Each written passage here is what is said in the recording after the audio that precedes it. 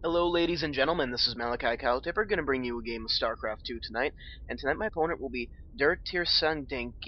Wow, someone needs to go back to 8th grade English class, and that someone would be me. I just gotta start looking up people's names before I start bringing up games to YouTube. Oh my, check that out. I am like 2 seconds faster than him. Noob. Noob, you don't even know what you're doing. Get off the team, get off the server, noob. I'm just kidding. So, Dirtiestange is going to be spawning as the red Terran in the upper right-hand corner of Zelnaga Caverns versus me, Malikicowtipper, the blue Zerg in the lower left-hand corner. So, pretty good game as far as all StarCraft 2 games go, and this is just always kind of that fun little interim period where you're like, yeah, what do I really talk about while I'm casting this game?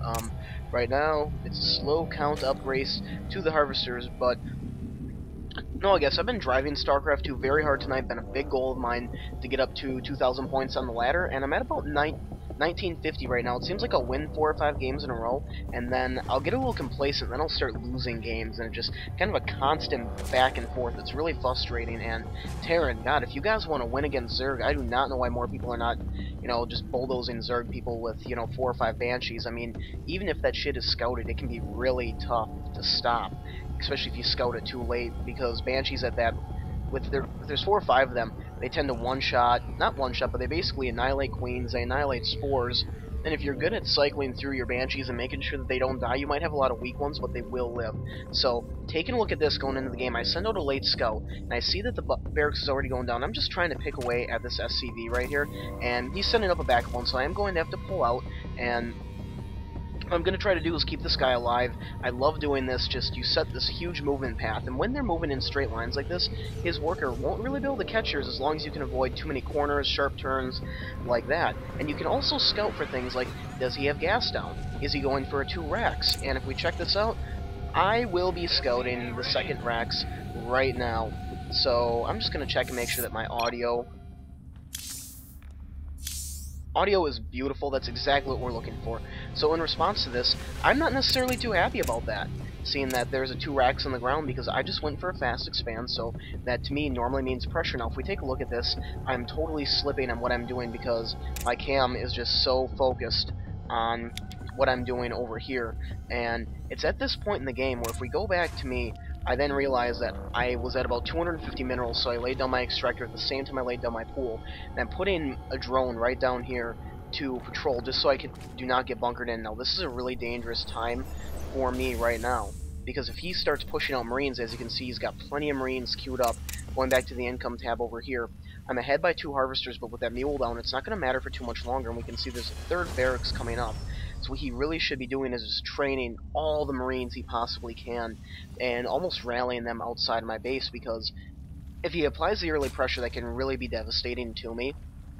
And I'm saving up 3 larvae, I've got plenty of supply ready to go, so hopefully as soon as my pool hits, I'll be able to drop a queen up here, drop some lings, and then drop another queen right down here. So, definitely overcompensated as far as the units go. Checking it out, I'll have 6 units of Zerglings to counter 3 Marines, but now that he's up to 5, he's starting to produce Marines more heavily. He's just now getting his gas. So it seems like he was a little undecided about what he wanted to do, and even though he saw my fast expand, I didn't see any bunkers, I didn't see any early pressure. So right now, the Zerg in me is thinking, okay, what's going on? I need to scout this, so I'm sending in this Overlord over here, and just trying to catch like a starport or something, and he's trying to run away, and will the Marines be able to get him? And they're taking aim, and the Overlord is going to splatter down into the caverns, into the abyss.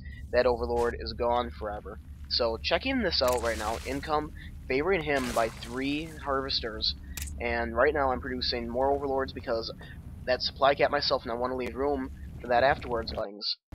So sorry about that little glitch right there. I'm not really quite sure what happened, but the Terran is choosing to play a more macro game. There's a small number of Marines right here, and he's not overcompensating for anything, so he's definitely, he's very okay with me getting down my 2nd expansion, and that's something that I really like it when Terrans do. It's nice not to see the early pressure, but on the flip side, I can't imagine that he's comfortable knowing that I've got my 2nd base up and running, starting to saturate it. If we go over to the income tab, I'll slowly be starting to pull ahead of him. As soon as I'm done making these Zerglings, I'm going to try to get some saturation up. But also, what I'm going to do is I'm going to poke up here because my speed is just about ready to finish. and I want to see if I can go for an eco-bangling bust. Now, this is almost a minute and a half faster than I'll normally do this in the game. Well, I should say I like to do the bust around 8 minutes, give or take, so I'm going to run up the ramp, and we're going to see what I can see. So, checking that out right there, I see a small little contingency of Marines, and that's really about it. So that's going to make me feel very comfortable to run back here and morph a bunch of banglings. Going back to the income tab, I'm ahead by 4 harvesters, and the 2 base is really allowing me just to push ahead. Now, something that I like to do is, this one will be, you know, for the most part saturated, but then I'll start working on this base over here. What that does is it allows you to kind of empty out your 2 bases, more similar to... Wow, I can't even speak tonight. It allows you to empty out both your bases pretty much at the same time versus having this base be a dud and then this base is, you know, still 30-40%. So I probably should have waited for a few more Zergling reinforcements. There's a lot of Marines there, and they're probably just going to be able to focus on these banglings. But here we go. Let's see what kind of mayhem I can cause. Zerglings eating the fire. Very good. Those Marines just splattering. And I need to get out of there. That's too many Marines for this group of Zerglings to handle. And those guys had better be happy that they were in B Company, because A Company is nothing more than green goo and blood on the ground. So I'm going to just keep these Zerglings over here, and even though I know I cannot beat this group of Marines, I know that I have enough to deter him from probably pushing out with them. And I'm just going to try to harass and see what I can do as far as keeping him from saturating that expansion. I'm up 28 to 25, but now that he's got that second orbital command down, that might not last that long. And one of the reasons for that is I'm just funneling in so many Zerglings instead of choosing to make drones right now. I think I decided that, hey, if he's out in the open like this, I can win this. But going over to the production tab, Stim is 20 seconds away from being done. This attack is not really going to come in time. If he has Stim, it's completely lost. Banglings without speed off a creep, he's going to kite me all day. And right about here, Stim...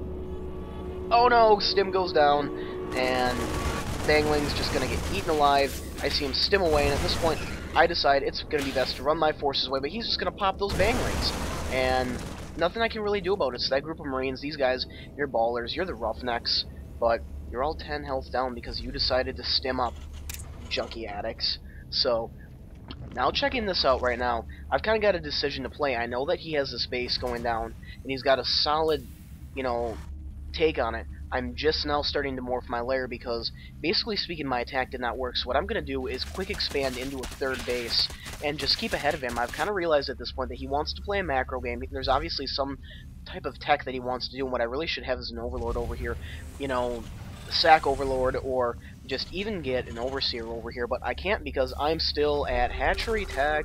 So, lair morphing in pretty quickly. What I need to do right now is I just need to drone up, and I need to make sure that, you know, I do not let him get ahead of me economically. I'm starting to spread creep, not doing too terrible of a job at it, but also not doing a great job. I definitely could have used to have a few more creep tumors on the ground. And just checking this out, we're dead even on income, and even though I've had my second base up longer, it's not going to matter once his mules kick in. They can just really take advantage of that. But going for this expand, if I can get my gold up and running, that'll give me a significant boost over my opponent.